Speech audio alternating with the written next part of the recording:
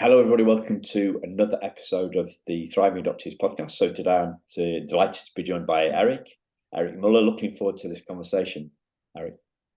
Hi, thanks for having me here, Simon. I'm excited to be part of this. Yeah, this guy's a star. So one of the things that Eric shared with me at the top of our conversation, the first conversation I had with him about 6 weeks ago, is this essential question that I think we all ask as adoptees. Why did she give me up? Why did she not keep me?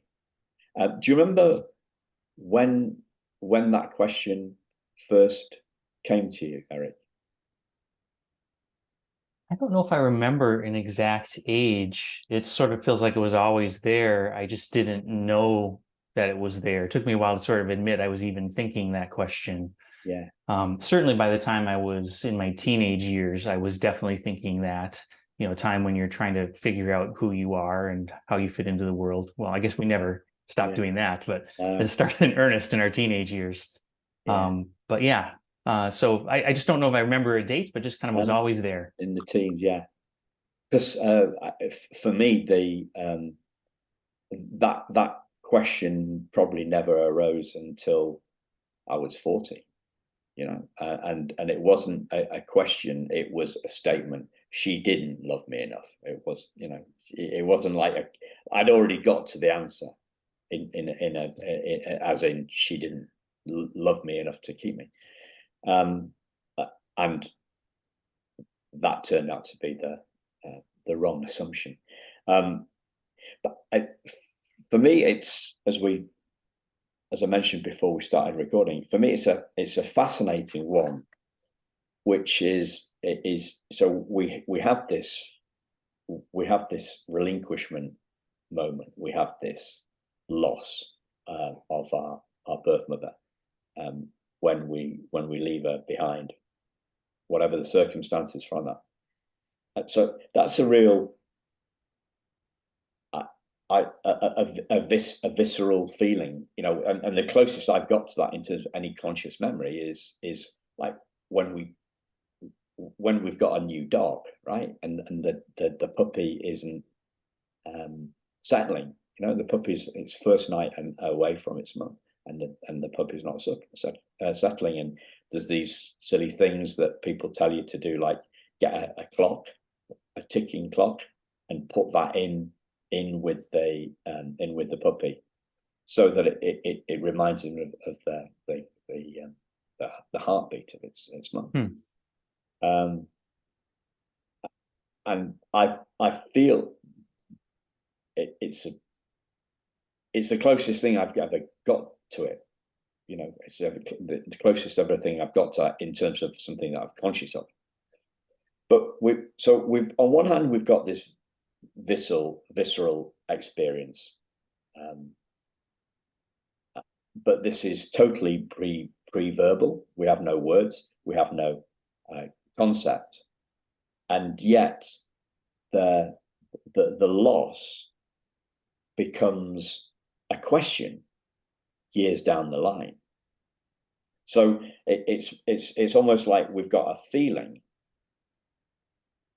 and that feeling somewhere along the line leads to a question. So we're trying to solve a feeling with an answer to a question. We're trying to. It's like we've turned into Dr. Spock, right? From Star Trek. We're all logic, but we can't really solve. We can't solve a feeling with logic, can we? It's like to me, it seems like we're looking in the wrong filing cabinet. The filing cabinet has got the name feelings on it, and there's another one next to it that's got thoughts on it, and we're looking in the thought question for something that lies in the feeling bit. And does that make sense to you at all? It does. I totally get what you're saying. I don't know that that's kind of what my experience was. And I also Okay. want to say at the top of this, I totally want to acknowledge that my experience as an adoptee is obviously not going to be the same as everybody else's. Um, for me, it was, I think I remember it was always on my birthday. I would sort of especially be wondering, like, is she thinking about me today? Um, and I think the kind of the big change for me was realizing that the story of being given up for adoption wasn't just a one-way thing. It wasn't just that I was relinquished. It was that my birth mother relinquished me. And, I think very selfishly but perhaps very naturally, I didn't even really think about anything from her point of view until I became a much older adult, and sort of started to have a better idea of what would it have been like for an unmarried woman in a rural area in the mid 1960s to become pregnant. Um, I was introduced by a friend to Ann Fessler, who wrote a fantastic book, "The Girls Who Went Away," which is a story about adoption in the United States, and specifically women who were forced to give up children for adoption in the era after the war and before Roe v. Wade. And that made me realize that, yes, my question is, why did she give me up? But also, or why was I giving up? But also, like, why did she have to give me up? And that gave me a lot of peace to know that it was not just her decision, that she had external pressures on her, as so many women did and do, to let go of me. And then I felt kind of even embarrassed the idea that she never thought about me. I was wondered if she thought about me, which is, a very kind of naive thing. And I'm sure she thought about me all the time, maybe even every day. I can't imagine what it would be like to birth someone and then have to let go of that person. That's got to be incredibly painful. Yeah. Yeah. I remember I remember the feeling coming back to me of what feeling coming back to me. I remember that you're describing it in a very logical way, and I get that. I get that logic. I think as you say, every experience is different. What happened for me is I got that insight that my belief was completely wrong. Yeah. Reading a letter from Patricia, from my birth mother. So it was a real visceral thing for me. So it started off when I was 40, and this almost like a childish outburst. She didn't love me enough to keep me. It's not a very grown up thing for a 40-year-old guy to do. And then 8 years later, reading that letter from her, and just bursting into tears at that was the arrival of my empathy for her in an instant. So we both got to the same sort of place, Mm-hmm. from a very different starting point and from a very different ending point, but it kind of led it to we got to the same place. We got to a place of understanding that perhaps we've been barking up the wrong tree. Yeah, you're right. And I'm going to use that phrase, the arrival of my empathy, as some other time. That's an amazing way to think about it. Oh, there's my cat. He wants to be part of the conversation. Oh, yeah. Well, he's heard me mentioning dogs, right? So, yeah, I've never thought of it but I guess the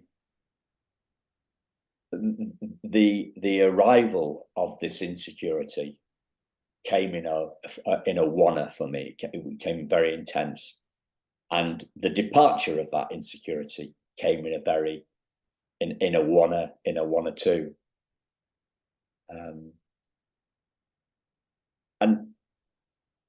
And I've I went through a phase of watching the adoption show, reunion show on telly. What's it called? Long Lost Family. So it is. I know we have a version. It originally came from Holland, I think, the format, but we picked it up in the UK. You picked it up in the US. And when there is a birth mother on there sharing her story, and sharing her distress, as you say, being forced or pressured or guilted out into this relinquishment. I start crying because it takes me straight back to that moment, as I say, this thing that I said, the arrival of the empathy. So it takes me straight back there, and I'm getting it like a visceral feeling. And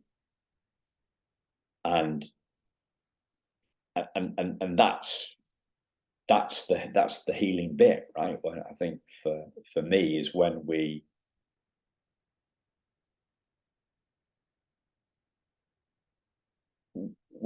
I felt, as my tears came down my face, I felt actually at one with Patricia Joan Flower, and she died like 10 years before, probably 10, 12 years before I got this file. But I was connected with her. I was at one with her as I felt her pain, and I felt her, and the tears kind of washed away the separation, and they washed away this ludicrous idea that had come into my head in a split second when I was 40, when I found out about the teddy bear and she didn't love me enough to keep me. So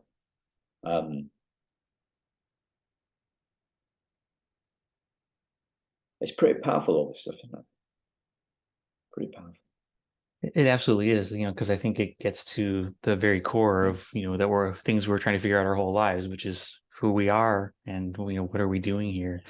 And I think when you don't know where you came from, it can be hard to figure out who you are. And I know that different people struggle with that in different ways. My dad was a photographer, and so I grew up with photography, and so images have been always very important in my life. And for me, that you talk about getting a letter, and for me, my sort of like moment with that was until I was about 45 years old, and I saw a photograph of my birth mother for the very first time. I think it's probably important for any adoptee to have this feeling of a visual connection or a visual bond with someone else. For me, it seemed especially important just because the importance of photography in my life. It's just, my dad was always documenting everything, and we would sit and watch slideshows. And so I had this sort of reverential feeling towards photographs. And so when I, finally did a search for my birth mother, and, she had passed away as well, just like yours. But, I was able to get a photograph of her for the first time. I just remember it felt like I was struck by lightning, for lack of a better cliche, just because this thing that I had wanted for so long, I finally had. I finally saw somebody who looked like me, because in fact, I do look very much like her. So that was a really important moment in my life, was seeing that photograph for the very first time. Yeah. I didn't see any when I got the confirmation that she died. It was a letter from her brother, so my uncle, who lives in Canada, and there was some photos of Pat there, a couple of photos of her from the 60s, and I couldn't actually see any resemblance. My wife could, and I can now, especially my nose, it's a bit flatter. It's quite similar to her, and across the eyes. But yeah, so but so this this revelation, this bolt of lightning that led you on to do the program and create your book. Yeah. So tell Yeah, us. the Family Resemblance Project. Yeah. Yeah, it's so I did a project that I photographed for about 3 or 4 years called the Family Resemblance Project, in which I photographed people who are genetically related and bear a strong resemblance to each other. For me, I've always been fascinated by people that look alike. Well, I think we're always all excited when you see like identical twins, just because it's like such a Yeah. rare thing to see. But also, I just had been also very interested anytime I saw, like, I had friends who looked like their family members, or neighbors who looked like their family members, because that wasn't the case in my household. I have, a brother and a sister, and all three of us are adopted from different biological parents. So none of us looked like each other. So, seeing that, it wasn't like I saw the photo and I had this idea like, oh, I'm going to do this project. It sort of bubbled up from there, where I realized like that would be an interesting thing to try to document. So I just started with some friends of mine and started sharing the photographs on social media, and there was just a lot of people who immediately were interested in coming in to be photographed. So I'll just talk a little bit about like how the project worked, which was, I would have people come into my photo studio and I would shoot them on a white background. And the only thing I would ask of them is they wear a white top, a shirt or a sweater or whatever. And I sometimes would get groups of 2 people. Sometimes I would have 10 people in a family come in. It would be a huge, huge, huge group. And then I would photograph them. I would usually do 3 things. Well, at the very beginning, I would sit down and tell them, here's why I'm doing this project, because I wanted them to understand like why I was doing it, where I was coming from.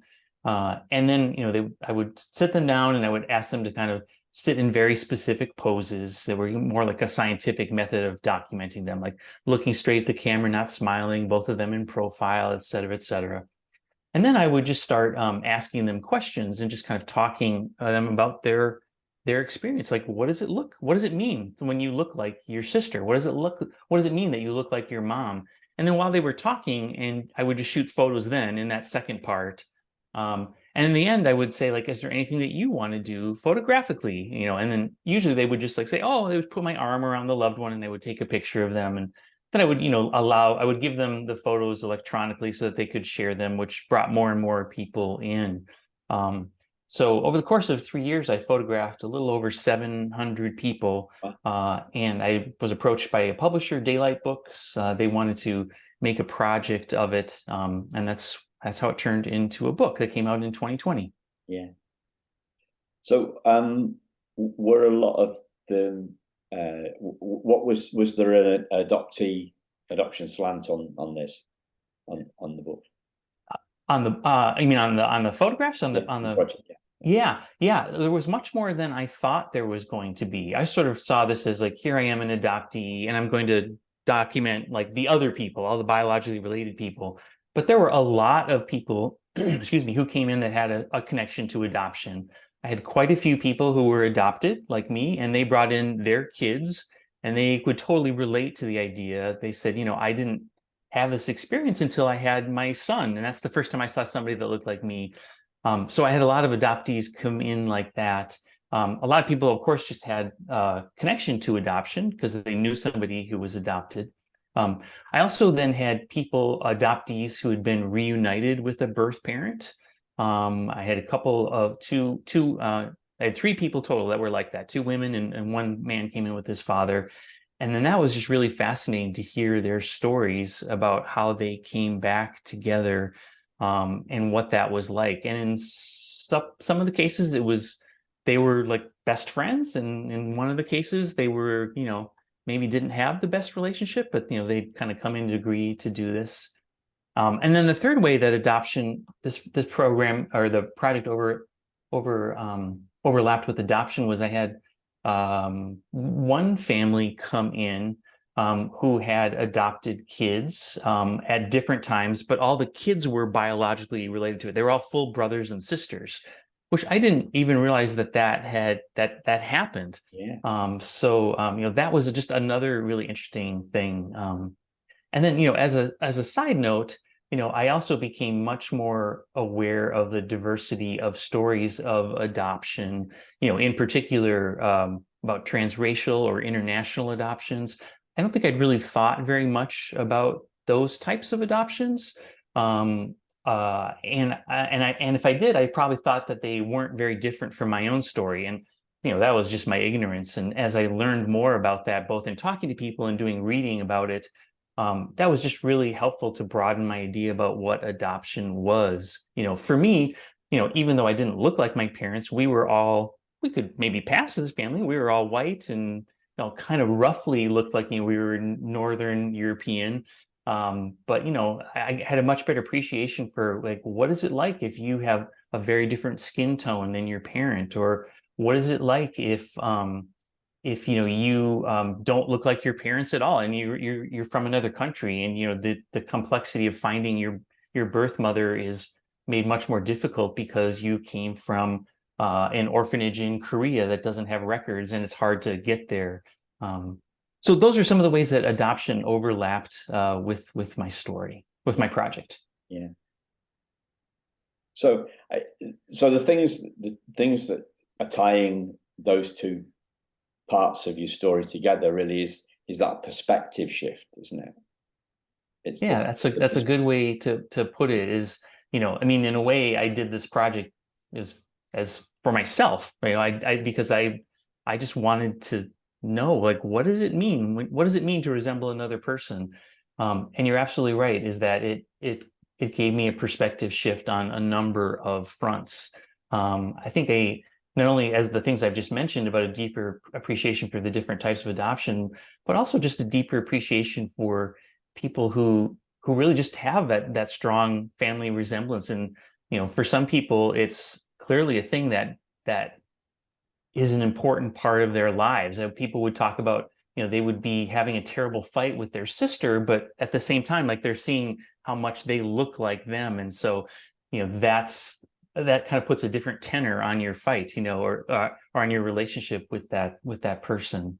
But yeah, you're right. I would say, like, changing perspectives is definitely, what happened. And that's great. I was kind of hoping that would be an idea of different perspectives for not only for me, but for some of the people who were in the project, and then also certainly people who bought the book.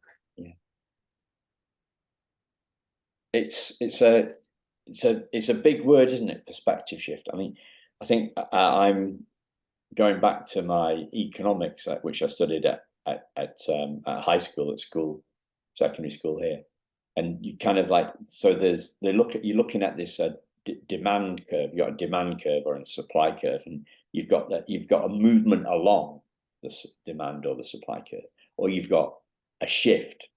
So shifts are quite significant when it's when new things, there's a more significant change. And I was thinking about that in terms of metaphors the other week, and it's like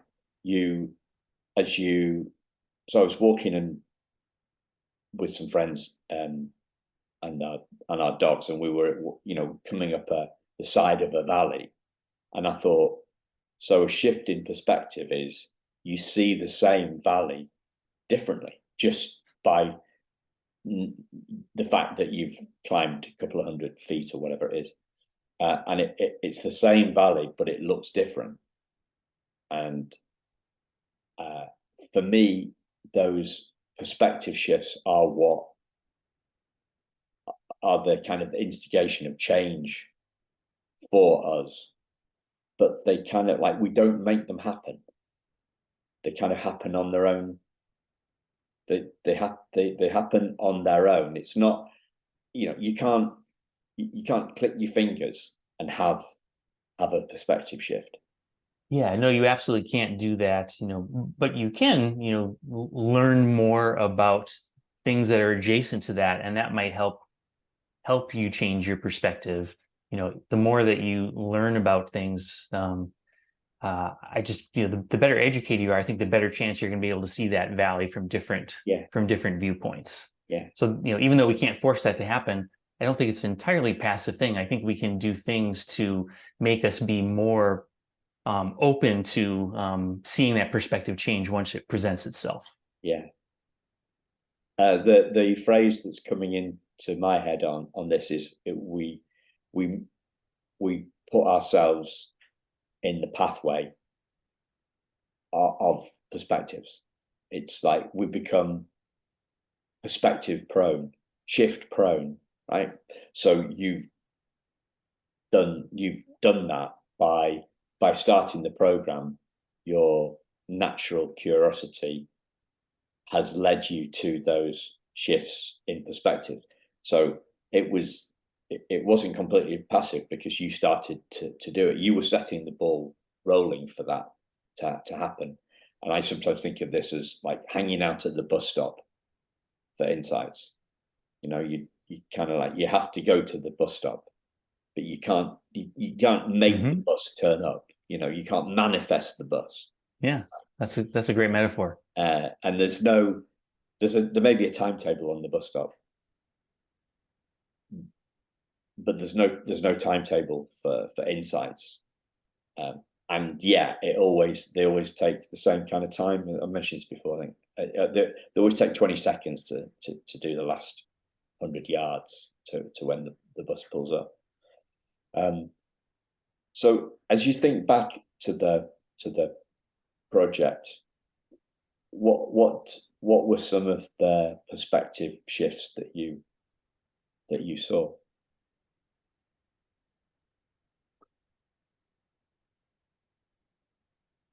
Well, I think for me, that's well, I've already mentioned a few of them in terms of like, my view of adoption and the importance of resemblance.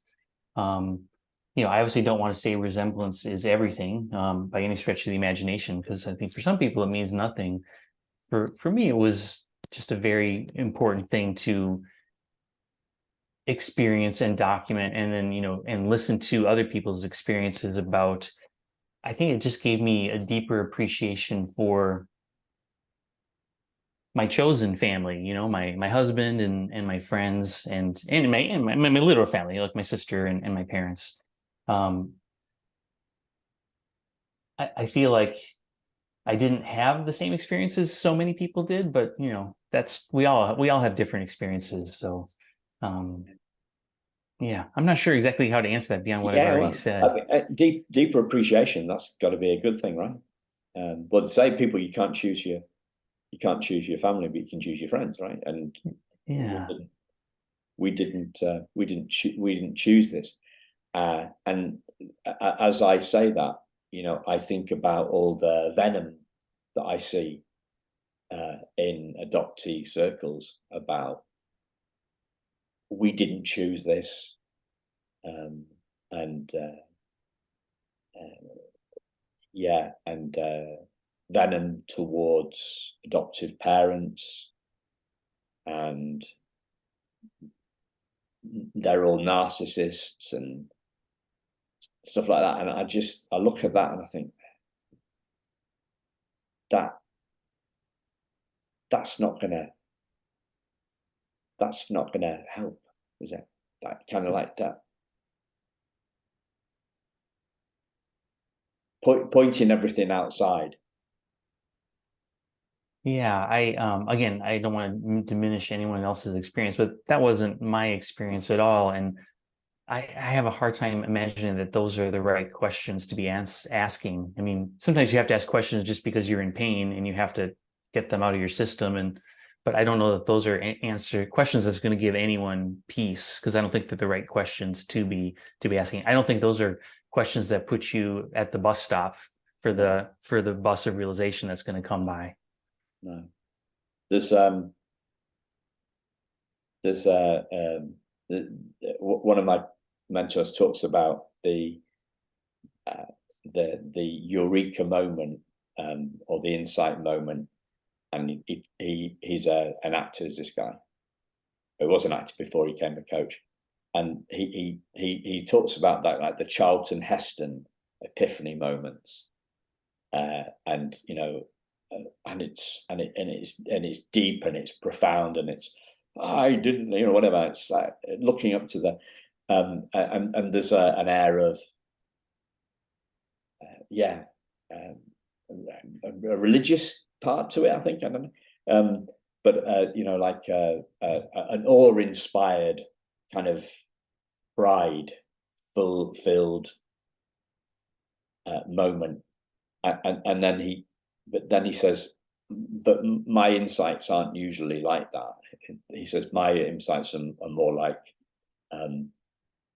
Homer Simpson going dough. When you realize we realize the error. We realize the error of our ways, and it's more oh stupid me rather than some kind of biblical delight. I don't know. But if we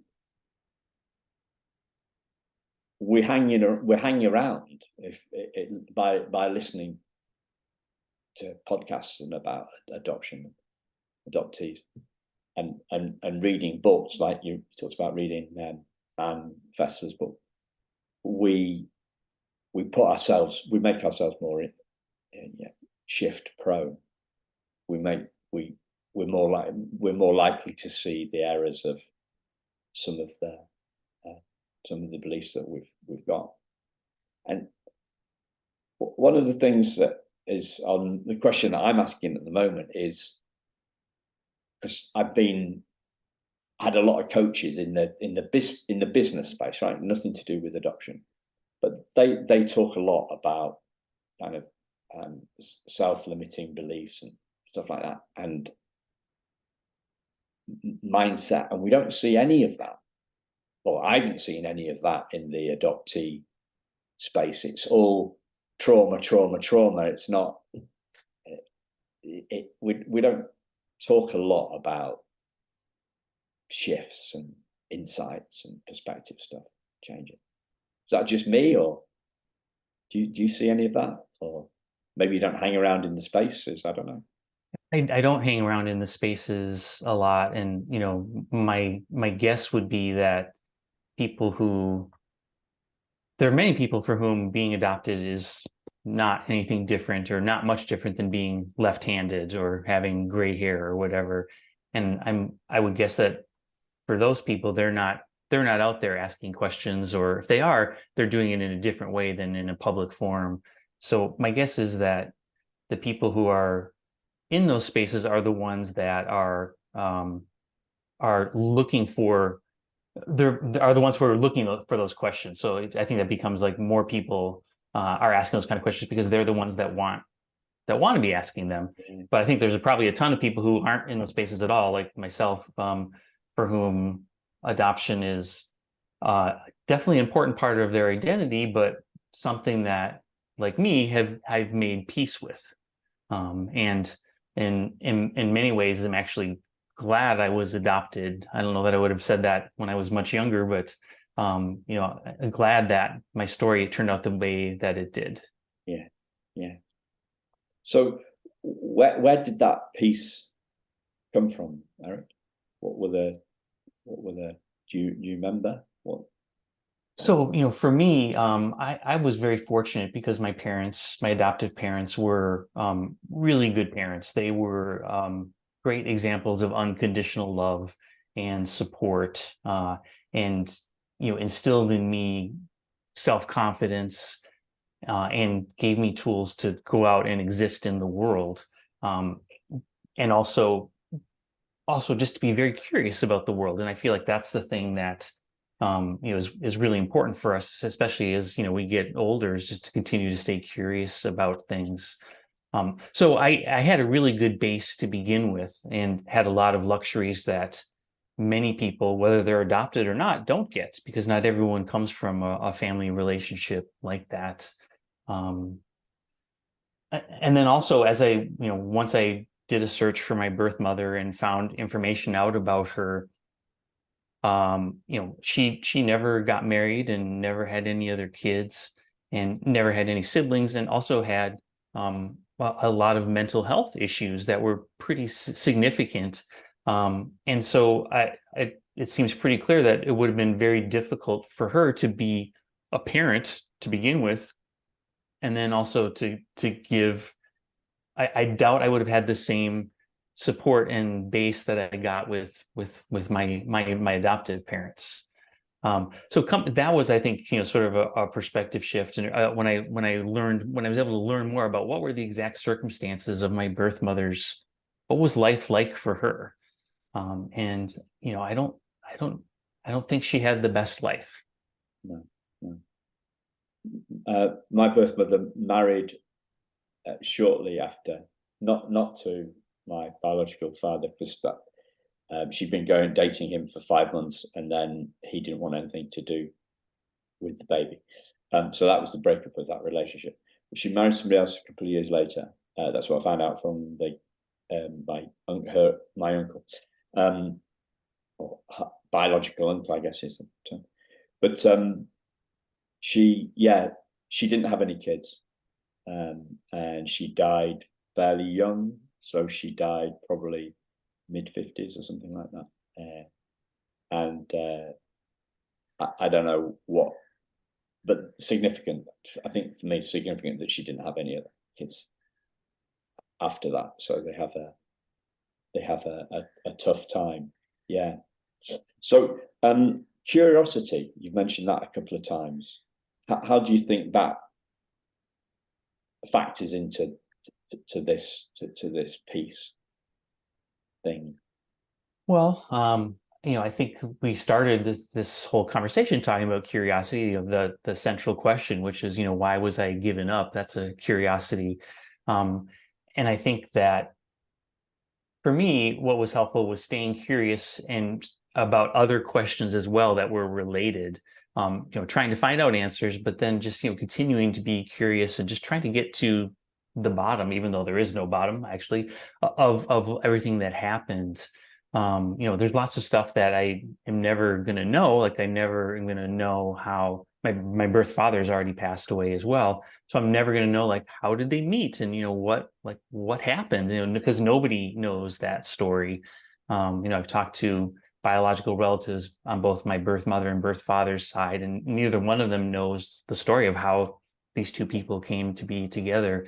But I think that the moment we stop being curious about the world, whether we're adopted or not, I think we kind of stop living at that point. I mean, you're still existing, but I think unless we're curious and always wondering about things, with wonder being a key word, because you're in terms of both like seeing something that's wonderful, but also just like, this question, I just feel like that's such an important part of the human experience. And it's one of the key things that makes us human, is this wondering about the world, not only like who we are and how we fit into it, but just the world in general.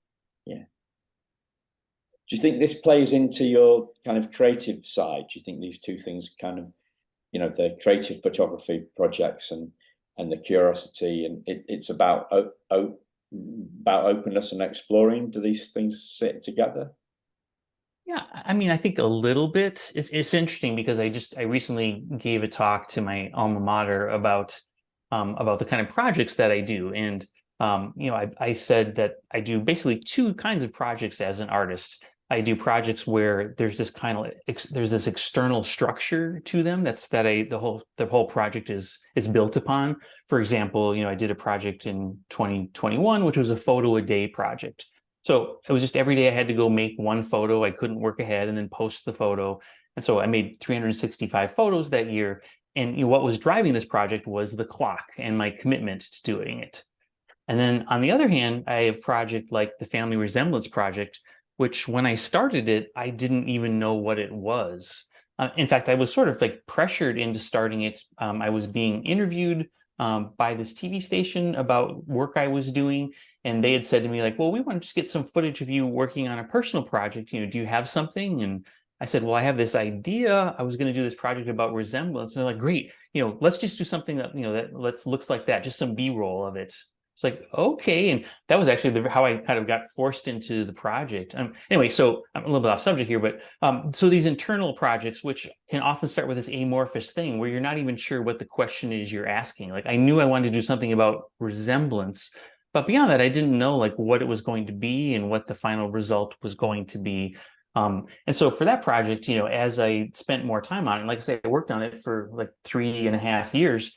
The more I worked on it, the more I realized like, oh, this is needing to be a book, because the strength of this project is not just seeing one photograph, it's seeing, here's not just one mother and daughter, here's 10 mothers, daughter pairs next to each other. And when you see like all the different types of resemblance, that I think is, ends up being one of the strengths of it as well. And then the other thing that happened to me was realizing like, oh, well, I had so many wonderful conversations during the project when I was shooting. It would often, but it would sometimes be this very emotional thing where people were talking about their experiences of being younger, because that'd be sort of triggered by what we were talking about. And it brought up a lot of emotions in people. A lot of people cried, and I sometimes cried while we were shooting just because of what we were talking about. And so then I realized like, well, that should also be part of the book. I mean, I wrote a very lengthy, very personal introduction to the book. And I also got Ann Fessler, she wrote an introduction to the book, but then I decided to include quotes from some of the participants as well, as to, I asked them open-ended questions like, what does family mean to you? What does resemblance mean to you? And it was amazing the types of responses that I got back from people. And so we included that in the book as well. So those are the two types of projects that I do, these external ones and these internal ones. And I think the internal ones are a lot harder, just because, at least harder for me. You can probably tell by like the way that I talk and the process that I went through, is that I'm this very logical person and I like to do things in a neat and organized way.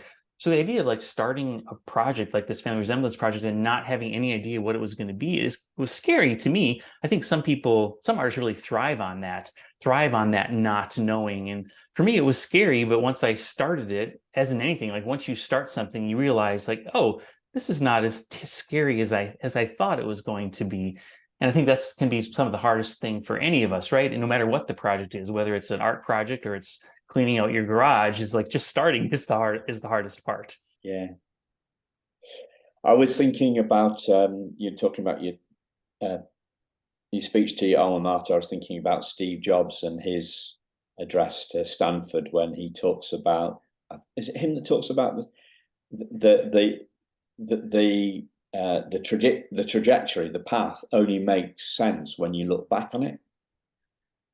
I'm not sure, but that does sound like something he would have said. Yeah. So we're taught in school this kind of A plus B equals C, step 1, 2, 3. We do science experiments, and we chemistry experiments we did, and you've got your procedure, you've got your list of equipment, and then you've got your scientific method, and you write that down in your notes. And we kind of